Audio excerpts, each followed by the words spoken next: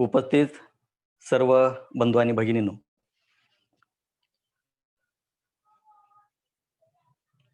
गेल्या आठवड्यापासून आपण महामौगलान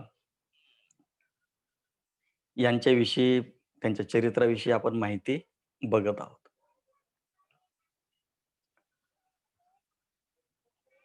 आणि त्यांचं व्यक्तिमत्व आणि त्याच्या अगोदर बऱ्याचशा गोष्टी मी प्रास्ताविकपर बोललेलो होतो, की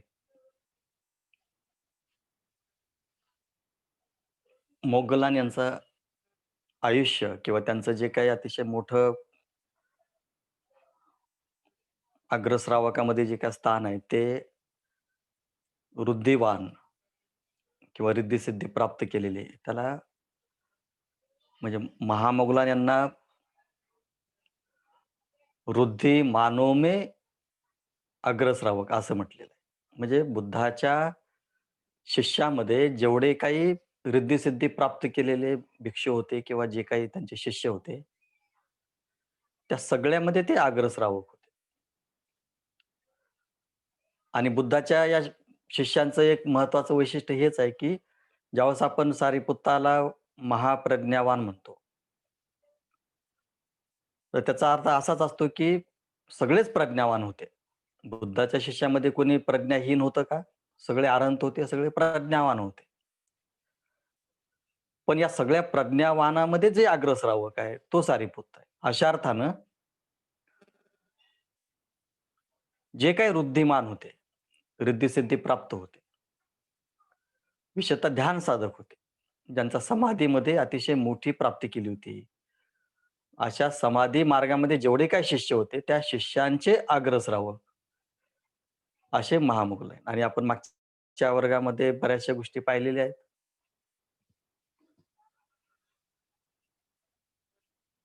आणि मग रिद्धी-सिद्धी काय? हे जे काही आत्मबल आपण ज्याला म्हणतो, विशेषतः आपण जो शब्द वापरतो सातत्यानं आध्यात्मिक किंवा स्पिरिच्युअल, याचा अर्थच असा आहे, की जे आपल्यामध्ये आहे, हे जे काही आपण शरीर धारण केलेलं आहे आणि मन धारण केलेलं आहे, या शरीरामध्ये आणि मनामध्ये इतकी मोठी प्रचंड शक्ती आहे, इतकी मोठी प्रचंड आवाक आहे आपल्या बुद्धिमत्तेचा आणि मनाच्या शक्तीचा, की तो जर आपण या समाधीच्या मार्गातून, ध्यान साधनेच्या माध्यमातून आणि आचरणाच्या माध्यमातून मनाचा जो सुप्त भाग आहे, जो जवळपास 90% भाग आहे, तो जर विकसित केला. आपण हे सगळं जे काही मी मागच्या वर्गात प्रास्ताविक केलं होतं, की माणूस चंद्रावर गेलेला आहे, परंतु चंद्रावर जाणारा माणूस सुद्धा त्याच्या बुद्धिमत्तेचा केवळ त्यांनी 10% आतच वापर केलेला आहे. त्याच्या जे काही आंतरिक शक्ती आहे, आंतरिक शक्ती म्हणजे अ, हे सगळं त्याच्यामध्ये आलं. ज्याला बुद्धी म्हणतो, आपण शरीर म्हणतो, त्याचं मन म्हणतो. या सगळ्या ऊर्जेचा वापर करून जर एखादा माणूस, एखादी अ, अ, वर्ग तो जर चंद्रावर जात असेल, मंगळावरचा शोध घेत असेल, सूर्याचा आकार, त्याची शक्ती, त्याचं उष्णता मोजत असेल, तर हे सगळं जे ज्ञान आहे, हे ज्ञान मनुष्यानं स्वतःच्या शक्तीतून निर्माण केलेलं आहे. त्याला आपोआप निर्माण झालं नाही किंवा आपोआप ते निर्माण होत पण नसतं. काही लोकांनी मग मनातल्या ज्या काही गप्पा आहेत, की पृथ्वी सपाट आहे, अशा पद्धतीनं पण गप्पा केल्या. गॅलिलिओने ते विरोध केला, की पृथ्वी सपाट नाही तर ती गोल आहे. आणि म्हणून धर्मग्रंथाच्या विरोधात जातो म्हणून गॅलिलिओला शिक्षा देण्यात आली. त्याला सुळावर चढवलं. भारतामध्ये तर अनेक गोष्टी घडलेल्या आहेत. तर हा सगळा जो भाग म्हणतो, हे जे काही विश्व आणि विश्वातल्या ज्या काही अद्भुत गोष्टी आहेत, त्या अद्भुत गोष्टी किंवा या सगळ्या सृष्टीचं जे काही अ, सृजन झालेलं आहे, त्याचा शोध घेण्याचं काम मनुष्य मात्राच्या केवळ 10% जागृतीनं केलेलं आहे. आणि मग आपण ज्यावेळेस अलौकिक शब्द वापरतो, पारलौकिक शब्द वापरतो, लोकोत्तर शब्द वापरतो, तर ह्या लोकोत्तर असेल, अलौकिक असेल किंवा या सगळ्या ज्या गोष्टी पारलौकिक आपण गोष्टी करतो, तर हा पारलौकिक म्हणजे कुठल्यातरी आकाशामध्ये काहीतरी अवकाशामध्ये आहे, असं नव्हे. तर हे लोकोत्तर अवस्था मनामध्ये आपण ज्या लोक स्वभाव आहेत, या लोक जगताचे या जगाचे, या लोकाचे भौतिक जगाच्या ज्या काही गोष्टी आहेत, ज्या गोष्टी मनाला घसरण्याचं काम करतात. मनाला एका विशिष्ट गोष्टीमध्ये अडकवून ठेवतात, बांधून ठेवतात आणि जो खरा आंतरिक आपली शक्ती आहे, त्या शक्तीकडे जाऊ न देता कारण मन वाहतं मन आहे. पाण्याचा गुणधर्म जसा उताराकडे वाहण्याचा आहे, तसा मनाचा गुणधर्म सुद्धा कुशल बाबीकडे घसरण्याचा आहे, तिकडे वाहण्याचा आहे. घसरणं हा शब्द वेगळा आहे, परंतु मनाचा गुणधर्म सुद्धा ज्या मनाला प्रलोभन करणाऱ्या गोष्टी आहेत, आमिष दाखवणाऱ्या गोष्टी आहेत, लालूच निर्माण करणाऱ्या गोष्टी आहेत, त्या गोष्टीकडे मनाला प्रयत्न करायची काही गरज नाही. मन सहजपणे त्याच्याकडे धावतं, त्याच्याकडे वाहत जातं. परंतु या जसं पाण्याचा गुणधर्म आहे, त्या पाण्याच्या गुणधर्माला उताराकडे ज्या पद्धतीनं पाणी वाहतं, पण दुसरा एक गुणधर्म असा आहे, की जर या पाण्याला ऊर्ध्वगामी घेऊन जायचं असेल, विहिरीतलं पाणी जर आपल्याला जमिनीवर आणि जमिनीच्या वर जर 10 तळाची बिल्डिंग असेल, तर हे पाणी वर पाठवण्याचं काम सुद्धा कोण केलेलं आहे? मनुष्य मात्राच्या बुद्धीनं केलेलं आहे, त्याच्या आंतरिक शक्तीनं केलेलं आहे. आणि म्हणून ज्या पद्धतीनं पाण्याला विहिरीतलं पाणी समजा विहीर 40-50 फुटाची त्याची खोली असेल, तर त्या विहिरीतल्या पाण्याला केवळ जमिनीवर नव्हे, तर जमिनीच्या अजून काही 50-60 फूट वर पाठवण्याचं काम, म्हणजे साधारणतः 100 फूट वर पाठवण्याचं पाण्याला काम, ही जी ऊर्जा आहे, ही ऊर्जा ज्याला आपण हॉर्स पॉवर म्हणतो, अश्वशक्ती म्हणतो. आणि म्हणून पाण्याच्या स्वभावाच्या विरोधामध्ये त्याला वाहतं जर केलं तर तसाच वाहत राहील. पण त्या त्याला ऊर्जेच्या माध्यमातून जर आपण वर पाठवलं, तर त्याच्यातून वीज निर्माण होईल, त्याच्यातून बऱ्याचशा गोष्टी निर्माण होईल. पाण्याचं ऊर्ध्वगमन झाल्यानंतर त्याच्यामध्ये शक्ती निर्माण होते, असं म्हणतात. मानवी मनाचं त्या पद्धतीनेच आहे. मानवी मनाला जर आपण ऊर्जा प्रदान केली आणि त्याच्यामध्ये आंतरिक आपल्या ज्या काही शक्ती आहेत, त्या शक्तीनं त्याच्यामध्ये अतिशय मोठी ऊर्जा केली आपल्या मनाची, तर मनामध्ये प्रचंड शक्ती निर्माण होते, त्याचा विस्तार होतो आणि ती अफाट शक्ती सृजन कार्यामध्ये जर आपण लावली हं. आणि ही शक्ती काही लोक शक्ती त्याचा वापर दुरुपयोग पण करतात शक्तीचा. पण बुद्धानं आपल्या सगळ्या या ज्या काही अतिशय मोठ्या शक्ती म्हणतोय, बुद्धाचं जे आपण व्यक्तिमत्व म्हणतो, बुद्ध पूर्णपणे मग जागृतीवान होते. पूर्णपणे त्यांची जागृती झाली होती. आणि बुद्धाचं व्यक्तिमत्व मी मागे पण सांगितलं होतं, की चंद्राची जी काही पूर्ण अवस्था आहे, हे चंद्राची पूर्ण अवस्था म्हणजे तो आता पूर्ण मानवी जगतामध्ये त्याची जी आंतरिक विकासाची अवस्था आहे, ती अवस्था त्याने पूर्णत्वास गाठली. तो आता अमावस्येचा पण चंद्र नाही किंवा 1-2 दिवसाचा चंद्र राहिलेला नाही, तर तो त्या चंद्राची परिपूर्ण जी काही विकसित अवस्था आहे, ती पौर्णिमेची अवस्था म्हणजे एखाद्या मानवी मनाचा पूर्णपणे विकास झालेला. आता तिथं काळा एक डाग सुद्धा राहिलेला नाही किंवा एखादी कोर सुद्धा राहिली. आणि मग अशा विकसित माणसामध्ये अनेक शक्ती आपोआप निर्माण होतात. म्हणजे मी जे काही विजेचं उदाहरण दिलं, या विजेच्या विजेचे वापर अनेक प्रकारचे आहेत. म्हणजे हा जो इलेक्ट्रिसिटीचा शोध लावला, अ, त्या एका शोधामुळं काय होतं, विजेतून एकतर वेगवान अशा आगगाड्या चालू शकतात. प्रचंड ज्या बुलेट ट्रेन आपण म्हणतो किंवा ज्या ज्या काही आपण ट्रेन म्हणतो, या विजेवर किती मोठी शक्ती आहे. विजेमध्ये ऊर्जा करते, प्रकाश देते, अ, एसीला थंड पण करते, इस्त्रीला गरम पण करते, हीटरला गरम करते. अशा अनेक विजेचा वापर जशा अनेक क्षेत्रामध्ये आहे. प्रचंड आगगाडी, मोठी मालगाडी असते, पण तिला ओढण्याचं काम ही वीज करते. एखाद्या वस्तूला थंड करण्याचं, बर्फ करण्याचं काम वीज करते.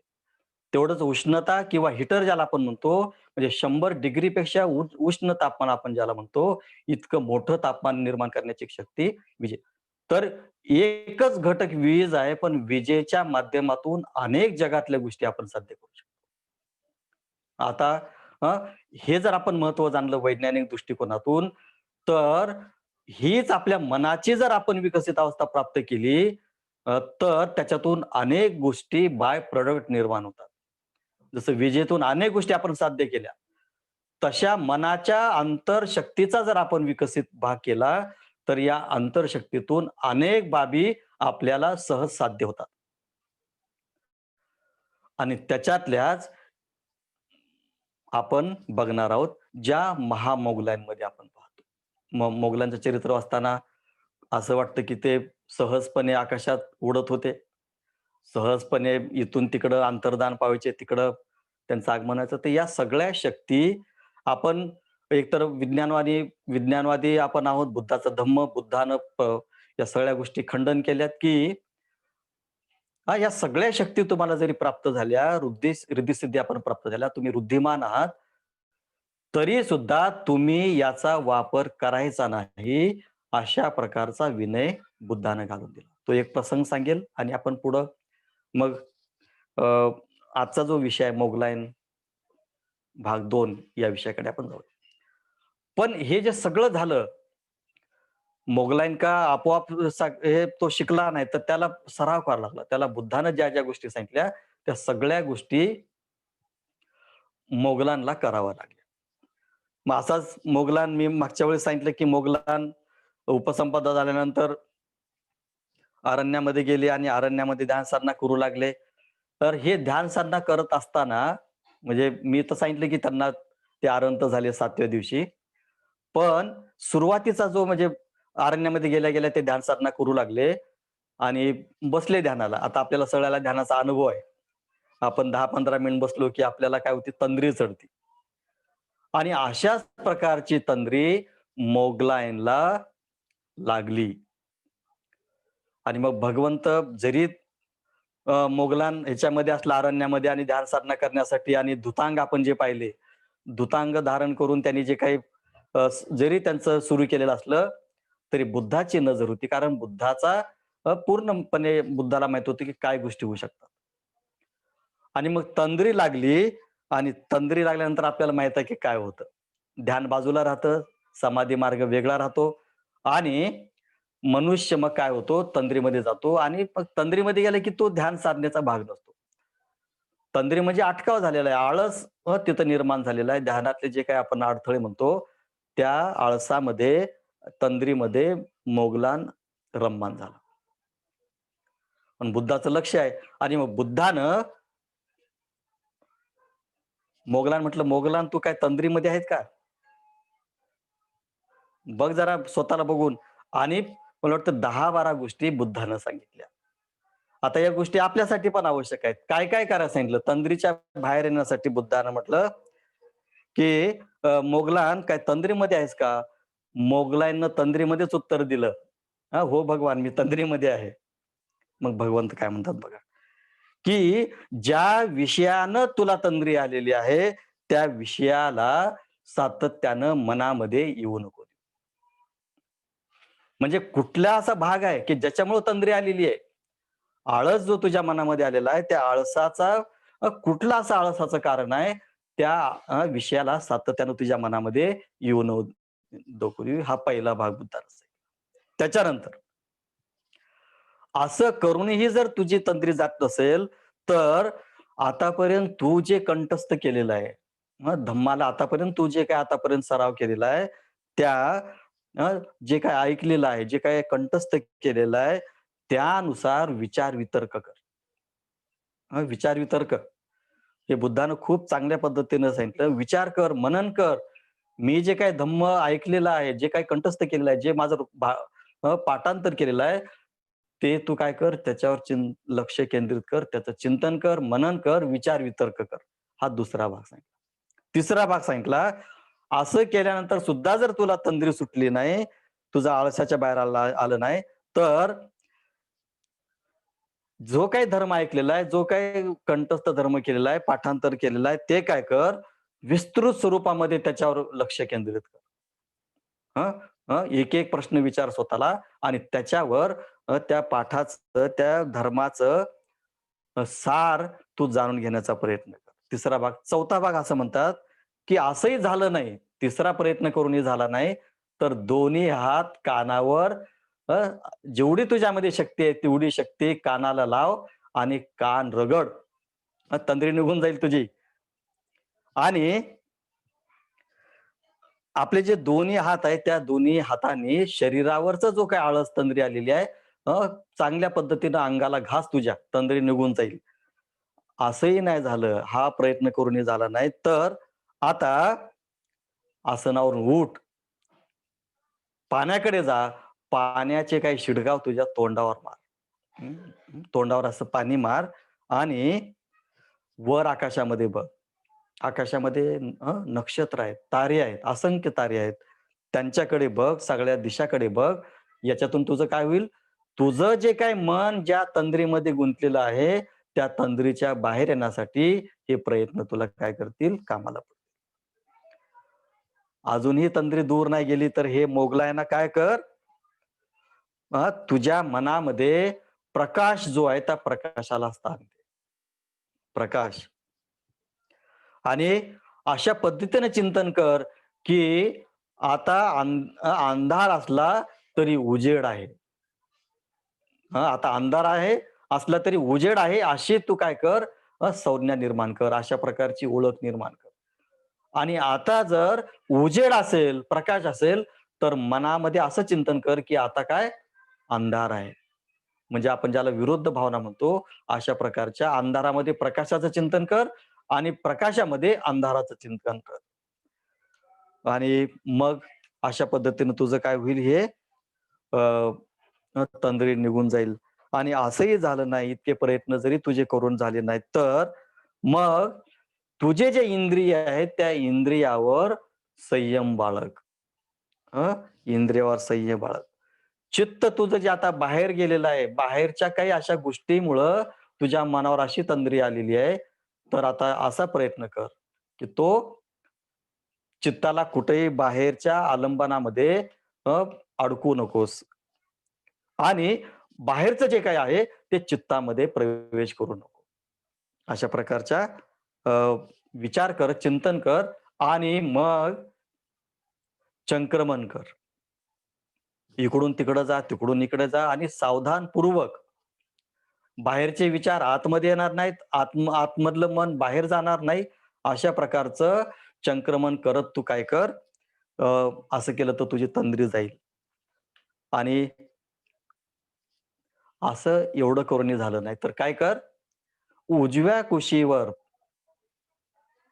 एका जागी लेट आणि उजव्या कुशीवर लेटल्यानंतर डाव्या पायावर उजवा पाय ठेव आणि सुखासनामध्ये तू काय कर, थोडासा अनुभव घे. सुखाचा, निद्रेचा अनुभव घे. पण या निद्रेतून तुला लगेच उठावं लागेल, प्रबुद्ध होण्यासाठी उठावं लागेल.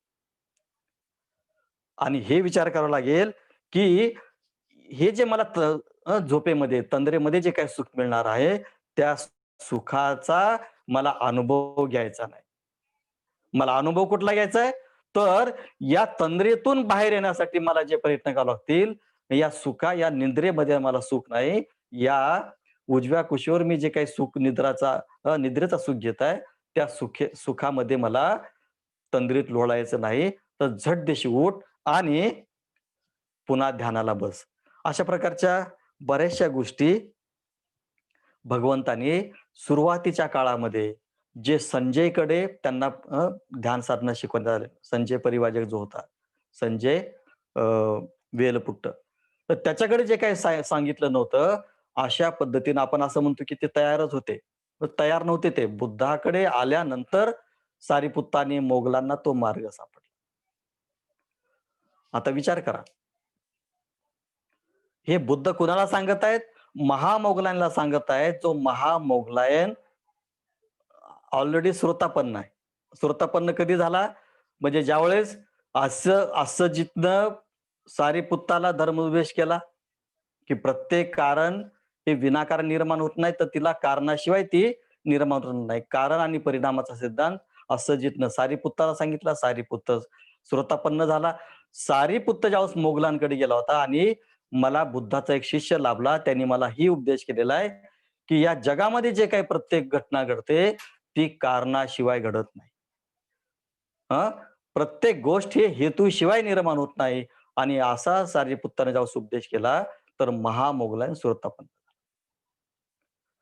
पण श्रोतापन्न झाल्यानंतर सुद्धा गुरुची आवश्यकता असते, बुद्धासारख्या गुरुची आवश्यकता असते.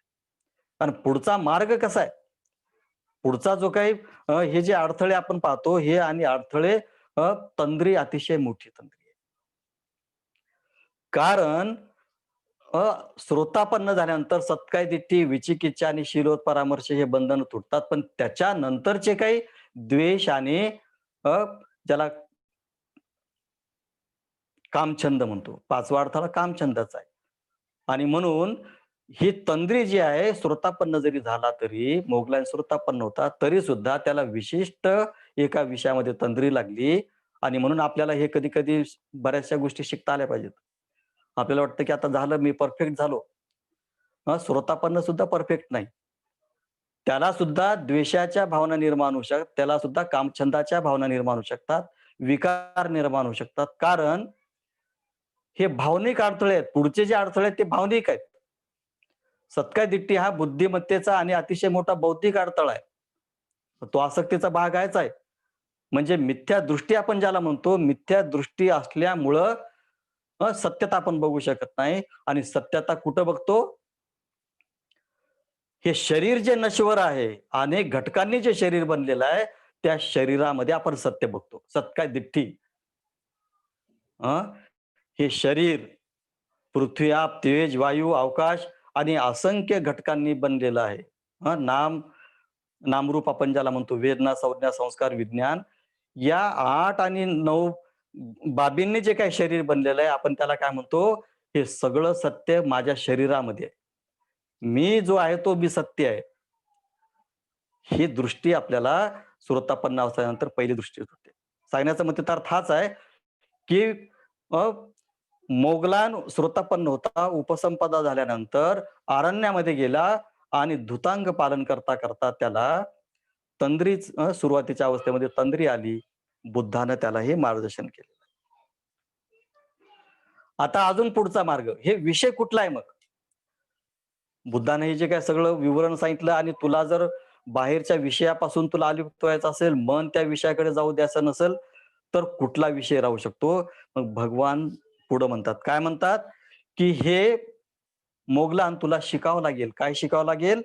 की ज्यावेळेस तू भिक्षा मागण्यासाठी, चारिका करण्यासाठी गावामध्ये जातो, तर तुला स्वतःचा जो अभिमान आहे, तो अभिमान घेऊन तुला चारिका करता येणार नाही. भिक्षाटनाला तुला स्वतःचा अभिमान, गर्व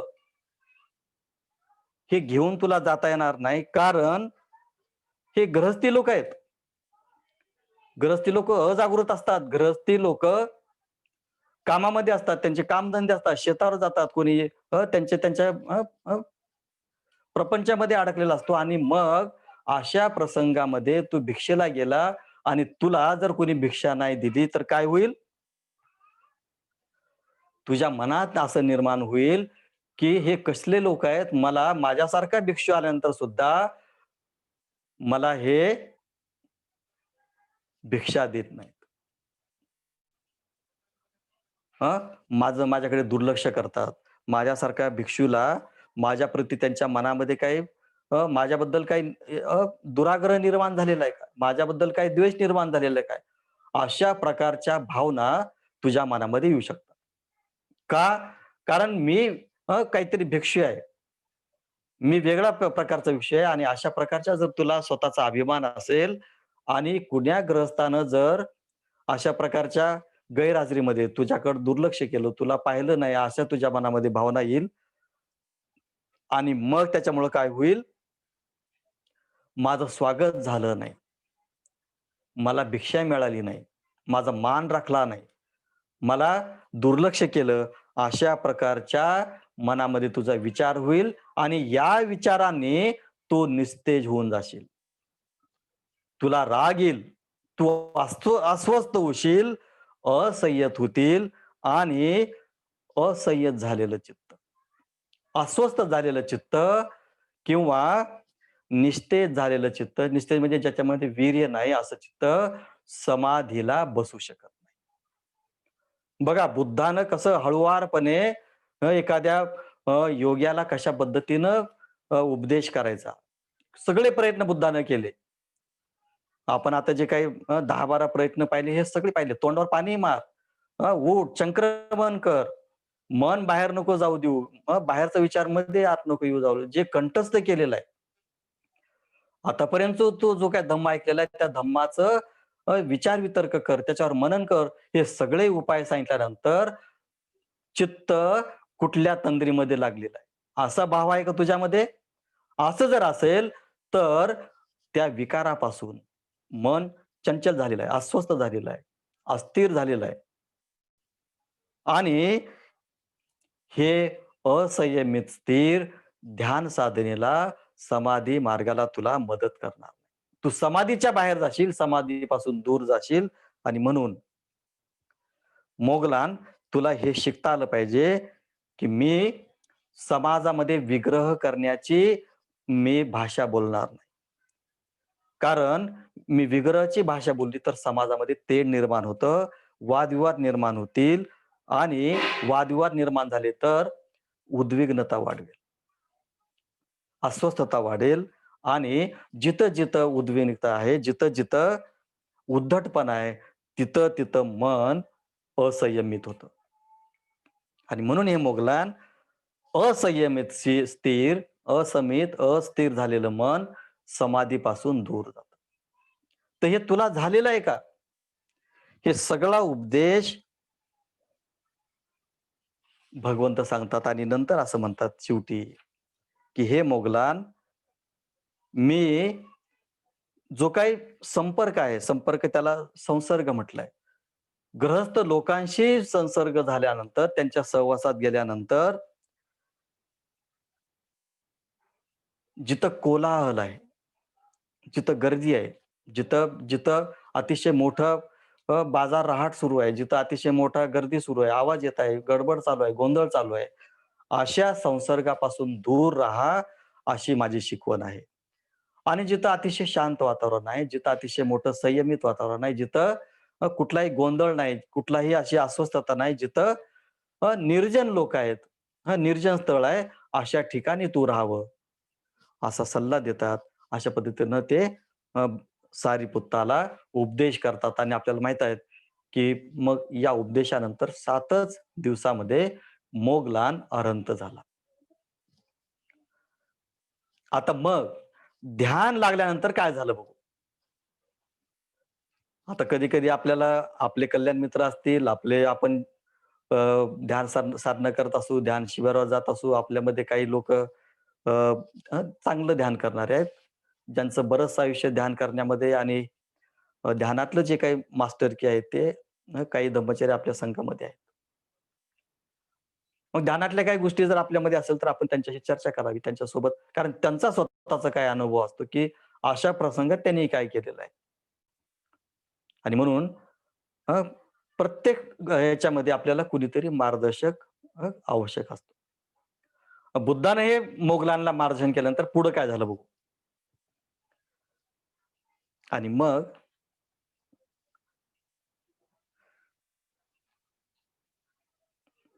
तो अनुभव सांगतो मोगलान. कुणाला?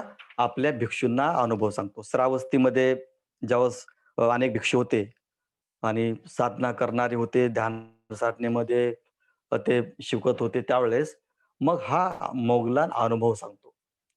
स्वतःचा अनुभव, की मी साधना करत असताना, मी ध्यान साधना करत असताना, समाधी मार्गाचं आचरण करताना मला कसला अनुभव आला, कुठला अनुभव आला हे मोगलान आपल्या त्या जमलेल्या भिक्षू समूहाला सांगतो. काय सांगतो बघा. 9 प्रकारचं ध्यानाची अनुभूती सांगतो. आता 9 प्रकारची ध्यानाची अनुभूती म्हणजे पहिले आहेत 4 रूप ध्यान, नंतरचे जे आहेत ते 4 अरूप ध्यान आणि शेवटचं ध्यान आहे ते अनिमित्त समाधी. आता थोडक्यामध्ये बघू, कारण हा विषय अतिशय मोठा आपल्याला अवघड वाटतो. ऐकायला पण आपल्याला वाटेल, की हे मोगलांचं चरित्र सांगता-सांगता हे कुठं ध्यानामध्ये घुसले. मोगलांना जे प्राप्त झालं, हे सगळं प्राप्त समाधीतून झालेलं आहे. ध्यान साधनेतून निर्माण झालेलं आहे. आणि जे कोणी बौद्ध विचारवंत, बौद्ध लोकं, बौद्ध जे काही लोकं म्हणतात, की ध्यान करण्याची गरज नाही. बुद्धानं कुठं ध्यान केलं, बाबासाहेबांनी कुठं ध्यान केलं. 18-18 तास बसून दाखवा. मग आम्हाला सांगा, की बाबासाहेबांनी ध्यान केलं का नाही? तुम्ही जर 20 मिनिटं जर एका ठिकाणी बसू शकत नसाल, 10 मिनिट एका ठिकाणी बसू शकत नसाल, तर एखादा माणूस त्याच ठिकाणी 18-18 तास बसतो. याला तुम्ही ध्यान म्हणा, चिंतन म्हणा, एकाग्रता म्हणा, जे काही तुम्हाला शब्द द्यायचे आहेत. ध्यान म्हणजे तुमचं चित्त एकाग्र होत आहे का? ध्यान म्हणजे काय? ध्यानाचे 2 अर्थ आहेत. एक तर चित्ताला एकाग्र करणे. ध्यानाचा पहिला भाग चित्ताला एकाग्र करणे. ध्यानाचा दुसरा भाग आहे चित्ताला एका उच्चतम, श्रेष्ठतम विधायक अवस्थेमध्ये सुप्रतिष्ठित करणे. हे ध्यानाचे 2 भाग आहेत. मग आपल्याला हे जे विचारवंत लोक आहेत किंवा जे समाधी मार्गाला विरोध करतात, विरोध करतात. त्रिरत्न बौद्ध महासंघामध्ये जो काही ध्यान, जो बुद्धाचा बेस आहे, सगळ्या धर्माचा बेस आहे. समाधी मार्ग म्हणजे अष्टांगिक मार्गामध्ये 8वं अंग समाधी मार्गाचा आहे. बुद्धानं अष्टांग मार्ग सांगितला. दुःख मुक्तीचा 8 अंगाचा मार्ग सांगितला. इतकं सगळं स्पष्ट असताना सुद्धा आंबेडकरी समाज जो केवळ राजकारणामध्ये इतका मशगूल आहे, की कुठं काय झालं, की ह्यांचं हत्यार तयारच आहे. कुठेतरी मोर्चे करणं, आंदोलनं करणं. अ, पर केवळ तो बाबासाहेबांनी आंदोलनच केले नाही, तर 18-18 तास अभ्यास केलेला आहे. 20-20 तास घटनेचे कलम निर्माण करताना एका जागेवर बसलेले आहेत. हे सगळं जर तुम्ही बघत असाल, तर तुम्ही भल्या माणसानो 24 तास रस्त्यावर असता, 20 मिनिटासाठी थोडंसं ध्यानावर या. आता असं जर म्हटलं, तर मग तुम्ही आम्हाला आंबेडकरवाद शिकवता का? अशा पद्धतीनं पण बोलणारे लोक आहेत. आणि म्हणून अ, हा जो ध्यानाबद्दलचा मोठा गैरसमज आहे आणि मग मोगलांना तर ते हे करतात, की नाही हा बुद्धाचा धम्मच नाही. बुद्धानं अशा गोष्टी सांगितलेल्याच नाहीत. असा सगळाच भाग आपल्या बौद्ध समाजाचा आहे आणि विशेषतः ज्याला आंबेडकरी बौद्ध म्हणतो. म्हणजे इतका मोठा बाबासाहेबांनी आपल्याला केवळ भौतिक बाबीची प्राप्ती व्हावी म्हणून बौद्ध धर्म दिला नाही, तर बाबासाहेब म्हटले, की माझ्या धर्मांतराच्या मुळाशी जर कुठली बाब असेल, तर ती आध्यात्मिकता आहे. मुक्तिकोण पत्तेमध्ये जर आपण वाचलं ते बाबासाहेबांचं, की मी अशा आता एका अवस्थेमध्ये आलेलो आहे, की मी धर्मांतर न करता आज काहीही प्राप्त करू शकतो. अ, व्हाईसरावच्या मंत्रिमंडळामध्ये मी गव्हर्नर होऊ शकतो. इतकी मी स्वतःची अवस्था भौतिक अवस्था प्राप्त करून घेतली. पण मला केवळ भौतिकतेसाठी धर्मांतर करायचं नाही, तर बुद्धानं जी काही आध्यात्मिकता स्वीकारली, ही आध्यात्मिकता म्हणजे आपला आंतरिक विकास झाला पाहिजे. परिशुद्धी झाली पाहिजे. विशुद्धी मग्ग ज्याला आपण म्हणतो. काया, वाचा, मनाची शुद्धता आणि काया, वाचा, मनाची शुद्धता जन्माला आलो आणि असंच राहिलो, अशी कायाची शुद्धता होणार नाही. वाचेची विशुद्धता होणार नाही. काया, वाचा, मनाची शुद्धता ही तुम्हाला चिंतन केल्याशिवाय, मनन केल्याशिवाय, ध्यान साधना केल्याशिवाय काय चांगलं, काय वाईट हे सप्तबोधांगामधलं जे काही दुसरं म्हणजे आपण जे दुसरं अंग म्हणतो, धम्मविचय. स्मृती आणि धम्मविचय जोपर्यंत आपण स्मृतिमान होणार नाही, तोपर्यंत काय वाईट आहे, काय चांगलं आहे, माझ्या बोलण्यातून जर काही वाईट बनत असेल, तर मला त्याच्यावर संयम घालता आला पाहिजे. ही सगळी बुद्धाची शिकवण आहे आणि मग मोगलान ह्या सगळ्या भिक्षूंना मार्गदर्शन करत असताना म्हणतात, विशेषतः समाधी मार्गाचं मार्गदर्शन करताना म्हणतात. अ, आणि म्हणतात, की माझा अनुभव असा-असा होता. पहिल्या ध्यानामध्ये माझ्या सगळ्या ज्या काही कामविकार होत्या, कामविकाराच्या भावना होत्या आणि जे काही अकुशल धर्म माझ्यामध्ये होते, ते सगळे विचार वितर्काने मी काढून टाकले. विचार वितर्क हा पहिल्या ध्यानाचा पहिला भाग आहे. आपण ज्याला म्हणतो. पहिल्या ध्यानामध्ये 5 गोष्टी असतात. विचार, वितर्क, प्रीती, सुख, एकाग्रता या 5ही भावना अतिशय ज्याला आपण ध्यानांग म्हणतो. हे काय आहेत? हे ध्यानांग आहेत. आपण जे म्हणतो हे ध्यानाचे अंग आहेत. विचार, वितर्क, प्रीती, सुख, एकाग्रता हे ध्यानाचे अंग आहेत. 5 अडथळे दूर झाले. कुठले 5 अडथळे आहेत? कामछंद आहे, व्यापाद आहे, उद्धච්च कुक्कुच्च आहे, विचिकिच्छा आणि अ, बाकीचा जो काही आळस म्हणतो. हं, अ, थिनमिद्द. हे 5 अडथळे दूर झाल्यानंतर मग हे ध्यानांगाची उगम होतो. विचार, वितर्क, प्रीती, सुख, एकाग्रता.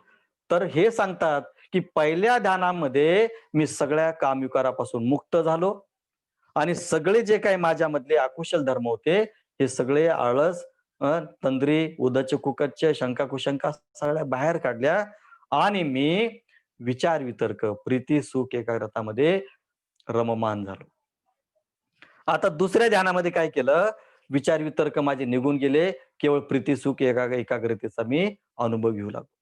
तिसऱ्या अवस्थेमध्ये, तिसऱ्या ध्यानामध्ये माझी प्रीती निघून गेली आणि केवळ सुख आणि एकाग्रता मी प्राप्त केली.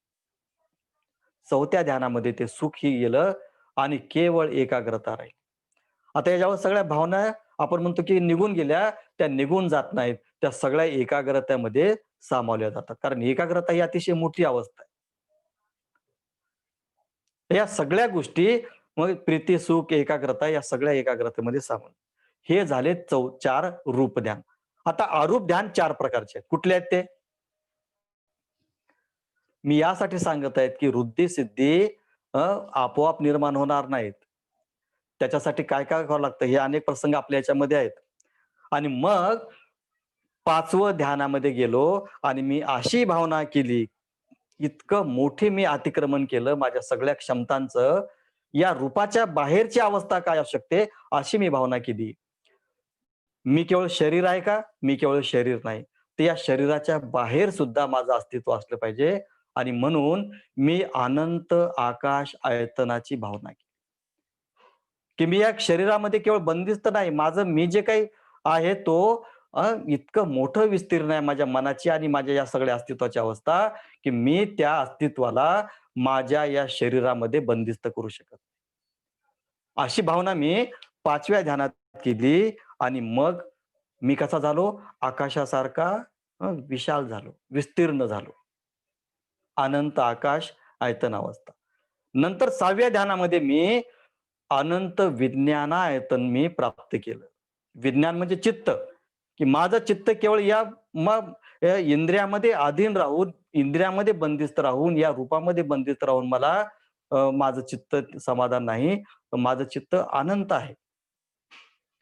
हे जे आकाश आहे, या आकाशाहीच्या पेक्षाही मोठं माझं चित्त आहे. कारण आकाशाला ओळखण्याचं सामर्थ्य माझ्या चित्तामध्ये आहे. या विश्वाला ओळखण्याचं सामर्थ्य, त्याला संज्ञेनं ओळखण्याचं सामर्थ्य माझ्या चित्तामध्ये आहे आणि म्हणून हे चित्त सीमित राहू शकत नाही. ते अमर्याद राहू शकतं आणि म्हणून 6व्या ध्यानामध्ये मी अनंत विज्ञानायतनची साधना केली. 7व्या ध्यानामध्ये अकिंचन आयतन. याचा अर्थ, की आता सगळा संकुचितपणा जे अकिंचन आपण ज्याला म्हणतो, आकुंचन वृत्ती, धरून ठेवण्याची वृत्ती, अकिंचन आयतन, या ध्यान साधनेमध्ये मी सगळ्या ज्या काही ह्या वृत्ती आहेत, त्या अतिक्रमित केल्या. असं कुठलंच नाही, की ज्याला आपण अ, अ, अ, बांधून ठेवू शकत नाही. अशा प्रकारची भावना केली आणि 8व्या अवस्थेमध्ये नैव संज्ञा, ज्ञा संज्ञा आयतन. आपण कुठल्याही वस्तूला नाव देऊ शकत नाही. नैव संज्ञा, कुठल्याही गोष्टीला आपण ही संज्ञा देऊ शकत नाही आणि ना असंज्ञा देऊ शकत नाही. आप-पर भेद, मी पण नाही, तो पण नाही. मी नावाची संज्ञा नाही आणि तो नावाची संज्ञा नाही. अशा अपपर भेदाची अवस्था मी 8व्या ध्यानामध्ये प्राप्त केली. आणि 9वं ध्यान, ह्या सगळ्या गोष्टी ज्या आहेत अनिमित्त समाधी. निमित्त म्हणजे कारण. कुठलंही निमित्त नाही, हे विस्तीर्ण असं अतिशय मोठं अस्तित्व आहे आणि त्याला कुठल्याही निमित्तानं, कुठलंही नाव देऊन, कुठलंही कारणाशिवाय चित्ताचा स्वभाव हा अतिशय मोठा विशाल आहे. अशी मी अनिमित्त समाधीची अवस्था प्राप्त केली. बंधू आणि भगिनींनो, आणि मग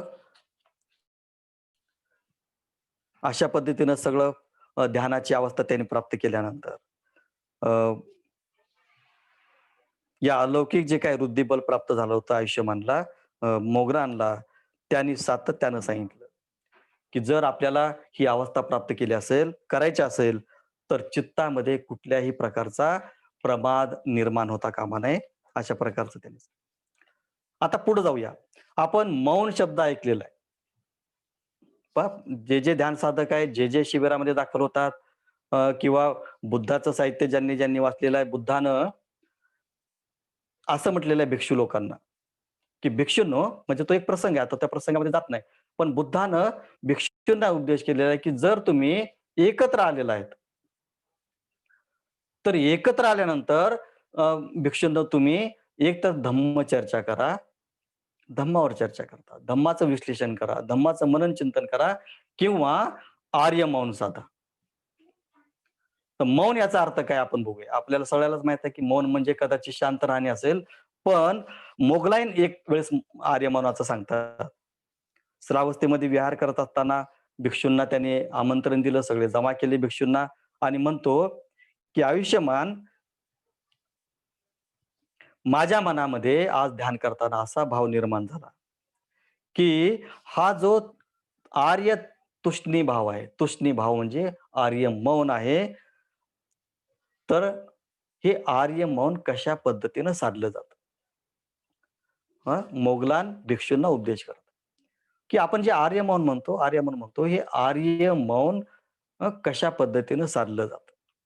तर मी विचार वितर्क गेल्यानंतरची अवस्था, आता आपण जे काही 4 ध्यान पाहिले, पहिलेचे रूप ध्यान, त्याच्यामध्ये आपल्याला माहीत आहे, की पहिल्या ध्यानामध्ये विचार वितर्क असतो आणि 5 भावना असतात. पण मौन कधी साधल्या जातं? आर्य मौन कधी साधल्या जातो? विचार वितर्क नष्ट झाल्यानंतर आर्य मौन आपण साध्य करू शकतो. आता अवघड आहे का नाही? आणि ही जी अवस्था आहे, विचार वितर्क जाण्याची अवस्था, ही मनाची ध्यानाची अवस्था, दुसरी अवस्था आहे. दुसरं ध्यान आपण ज्याला म्हणतो. आणि म्हणून मौन साधा, आपण जे-फारच्या शिबिरमध्ये मौन साधतो, धम्मचार्यांच्या शिबिरमध्ये मौन आपण सांगण्याचा प्रयत्न करतो. जनरल शिबिरामध्ये तर त्या मौनाचं काय होतं हे आपल्याला सगळ्यालाच माहीत आहे. वारंवार सांगावं लागतं, की मौन पाळा, मौन पाळा. तर आपल्याला मौन म्हणजे काय? मौन म्हणजे दुसऱ्या ध्यानाची अवस्था आहे, जिथं प्रीती, सुख आणि केवळ एकाग्रता आहे. अशा प्रकारचं मौन आपल्याला साधता आलं पाहिजे बंधू आणि भगिनींनो. मौन साधणं म्हणजे 2 दिवस भांडण झालं घरामध्ये, तू तिकडं आणि मी इकडं, अशा प्रकारचं जर मौन असेल, तर आपण त्या मौनातून, म्हणजे आपण ज्याला म्हणतो, की अ, ते त्या मौनाचं अतिशय मोठं विकृत स्वरूप आहे ते. मौन याचा अर्थ ध्यानाची दुसरी अवस्था प्राप्त करणे. मग विचार वितर्क सुद्धा नाही तिथे. चिंतन मनन सुद्धा नाही. आणि केवळ पृथ्वीमध्ये राहणं, सुखामध्ये राहणं आणि एकाग्रतेमध्ये राहणं म्हणजे मौन आहे. हा उपदेश कोण देतो? मोगलान आपल्या लोकांना देतो, आपल्या भिक्षू लोकांना देतो. आता एकदा काय झालं, सारीपुत्त आणि मोगलांची भेट झाली आणि सारीपुत्तानं प्रश्न विचारला मोगलांना, की हां, हे औस म्हणायचे त्या काळामध्ये. म्हणजे हे आपल्याला शिकता आलं पाहिजे. म्हणजे हे जे आपण वाचतो ना ज्यावेळेस ग्रंथ, तर भगवान बुद्धांनी सुद्धा भिक्षा देताना, म्हणजे ज्यावेळेस दीक्षा दिली, उपसंपदा केली, त्यावेळेस "यही भिक्खवे" म्हटलेलं आहे. "यही भिक्खवे" म्हणजे भिक्षू दीक्षा झाली तुमची आता. पण ज्या वेळेस संभाषण व्हायचं, भिक्षू लोकांचं किंवा एकमेकांच्या मध्ये संभाषण व्हायचं, ते एकमेकाला आयुष्यमान बनायचे. भगवान बुद्ध सुद्धा ज्यावेळेस आनंदाला म्हणायचे, तर आयुष्यमान. औस, सारीपुत्ताला औस म्हणायचे, मोगलांना औस म्हणायचे आणि हे सगळे शिष्यवर्ग एकमेकांना औस म्हणायचे. आणि हे सगळे शिष्य मग बुद्धाला भंते म्हणायचे, भगवान म्हणायचे. आता एखाद्या भिक्षूला म्हणा बरं औस, किंवा एखादा भिक्षू जर दुसऱ्या भिक्षूला औस म्हटलं, तर त्याला होईल का? आणि म्हणून त्रिरत्न बौद्ध महासंघामध्ये अतिशय मोठं आहे. आपण धम्मचारी म्हणत नाही, धम्मचारी जय भीम असं म्हणत नाही. आपण त्याचं नाव घेतो. ही जी पद्धती आहे, या बुद्धाच्या धम्मामध्ये ज्या काही गोष्टी आहेत, आयुष्यमान सारीपुत्त, म्हणजे हा पण ज्यावेळेस मोगलांचा संदर्भ येतो, तर सारीपुत्त म्हणायचे, आयुष्यमान मोगलान. ह्या गोष्टी आपण म्हणतो, की तुम्हाला दैवत्व कुणाला प्राप्त करून द्यायचं नाही, की तुम्ही कुठेतरी दूर आहेत आणि आम्ही कुठेतरी खाली आहोत. हा जो भेद आहे मोठा भिक्षूमधला आणि उपासकामधला, हा भेद बुद्धाच्या काळामध्ये कधीच नव्हता. हे आपल्याला शिकता आलं पाहिजे आणि म्हणून अ, हे भेद मिटवण्याचं काम आयुष्यमान. औस हा शब्द आणि मग दोघांची भेट झाली. सारीपुत्त आयुष्यमान मोगलान म्हणतात आणि मला एक तुम्हाला विचारायचं आहे म्हणतात. काय विचारायचं? तर या ज्या 4 प्रतिपदा आहेत, ज्या 4 मधून तुम्ही कुठल्या प्रतिपदेमधून अवस्था प्राप्त केलेली आहे? ही जी तुमची आज तुम्ही जे ज्या अवस्थेमध्ये जीवन जगत आहेत, ही अवस्था तुम्ही कशी प्राप्त केली? कुठल्या 4 प्रतिपदा आहेत? पहिली आहे दुःखपूर्ण साधना विलंबित सिद्धी. पहिली साधना काय प्रतिपदा? दुःखपूर्ण साधना विलंबित सिद्धी. म्हणजे साधना प्रद आहे आणि सिद्धी विलंबित आहे. हा पहिला प्रतिपदा. दुसरं दुःखपूर्ण साधना क्षिप्रसिद्धी. साधना दुःखपूर्ण आहे, पण अ, सिद्धी लवकरात लवकर आहे, तात्काळ आहे. तिसरी सुखपूर्ण साधना विलंबित सिद्धी. म्हणजे सुखपूर्ण साधना आहेत, पण विलंबित सिद्धी आहे, प्राप्ती विलंबाने मिळणार आहे. आणि चौथा आहे सुखपूर्ण साधना क्षिप्र सिद्धी. साधना सुखपूर्ण आहेत, पण जी सिद्धी आहे ती लवकरात लवकर होईल. आता मग सारीपुत्त म्हणतो, "आयुष्यमान मोगलान, तुम्ही कुठली प्रतिपदा तुमच्या जीवनामध्ये अवलंबली?" सारीपुत्त म्हणतो, मोगलान म्हणतो, "हे आयुष्यमान सारीपुत्ता, मी दुसऱ्या प्रकारची साधना केलेली आहे." दुसऱ्या प्रकारची साधना कुठली आहे? दुःखपूर्ण साधना क्षिप्रसिद्धी. दुःखपूर्ण साधना म्हणजे मी जी साधना केलेली आहे, मी जी प्रतिपदा केलेली आहे, ती दुःखपूर्ण आहे, परंतु तात्काळ परिणाम देणारी आहे. दुसऱ्या प्रकारची साधना. आणि मग सारीपुत्त म्हणतो, की कशी केली तुम्ही? मग मोगलान म्हणतो, की याचा अर्थ काय? दुःखपूर्ण साधना क्षिप्र सिद्धी म्हणजे मी साधना दुःखपूर्ण केलेली आहे, पण मला तात्काळ परिणाम झाला. याचा अर्थ असा आहे, की जो कोणी व्यक्ती अतिशय तीव्र राग येणारा असतो. शीघ्र कोपी म्हणतो ना आपण. बघा आता बुद्धाची शिकवण लोभ सोडण्यामध्ये आहे, द्वेष सोडण्यामध्ये आहे. अ, अ, हे सगळं सोडण्या पण ही जी काही दुःखपूर्ण साधना क्षिप्रसिद्धी आहे, या मार्गावर मोगलांना आचरण केलं आणि त्याचा अर्थ सांगितला, की असा कोणी जो व्यक्ती आहे, जो शीघ्रकोपी आहे. खूप मोठा त्याला राग येतो. खूप मोठा तीव्र द्वेष येतो आणि तीव्र मोहवाला आहे. म्हणजे लोभ, द्वेष, मोह आपल्यामध्ये, माझ्यामध्ये, तुमच्यामध्ये सगळ्या मानव जातीमध्ये लोभ, द्वेष, मोह त्याच्यामध्ये ते व्याप्त आहेत. परंतु ज्याच्यामध्ये तीव्र द्वेष आहे, ज्याच्यामध्ये तीव्र मोह आहे आणि ज्याच्यामध्ये तीव्र राग म्हणजे तीव्र आसक्ती आहे, असा तीव्र लोभ, मोह, द्वेष युक्त असणारा माणूस तात्काळ सिद्धीला प्राप्त होऊ शकतो. मी मागे एका ह्याच्यात पण सांगितलं होतं. माझ्या पुस्तकामध्ये पण तो उल्लेख आहे, की चायनीज बुद्धिझममध्ये याला अतिशय महत्त्वाचं स्थान दिलेलं आहे. ज्याच्यामध्ये हे उत्कट अतिशय मोठा तीव्र द्वेष आहे, तो द्वेष तात्काळ बदलला जाऊ शकतो. त्याच्या जीवनात जर अतिशय मोठं जर काही प्राप्त झालं, बाबासाहेबांना जो तर राग होता ना, चीड होती, द्वेष होता अतिशय मोठा, तो यासाठी होता, की या भारतामध्ये जगामध्ये कुठल्याही प्रकारची जी व्यवस्था नाही, ती व्यवस्था भारतामध्ये आहे. आणि बाबासाहेबांचा जो जन्मल्यापासून तर अगदी शेवटपर्यंत जो काही त्यांचा अतिशय मोठा अनुभव होता जाती व्यवस्थेचा आणि इथल्या सगळ्या व्यवस्थेच्या विरोधामध्ये लोकांचा, या सगळ्या व्यवस्थेबद्दल इतका मोठा तीव्र द्वेष होता बाबासाहेबांच्या मनामध्ये. पण त्यांनी याला चॅनलाइज केलं. याला विशिष्ट ही जी शक्ती आहे, ही जी ऊर्जा आपल्यामध्ये निर्माण होते, त्या ऊर्जेला वेगळ्या दिशेला जर आपण चॅनलाइज केलं, वेगळ्या दिशेला जर त्याला प्रवाहित केलं, तर त्याच्यामधून अतिशय मोठं काहीतरी सृजन होतं आणि बाबासाहेबांचं जीवन आपल्याला माहिती आहे,